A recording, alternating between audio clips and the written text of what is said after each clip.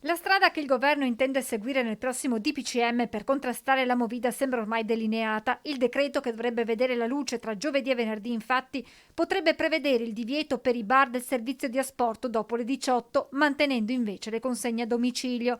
Un'ulteriore restrizione, sottolineano dal settore, che va a gravare su una situazione già difficile. Nel momento in cui si decide, già devono essere a disposizione stanziati i soldi perché queste attività possano in qualche maniera, non dico guadagnare, ma proprio stare in piedi. Parliamo adesso che forse arrivano i ristori del periodo natalizio.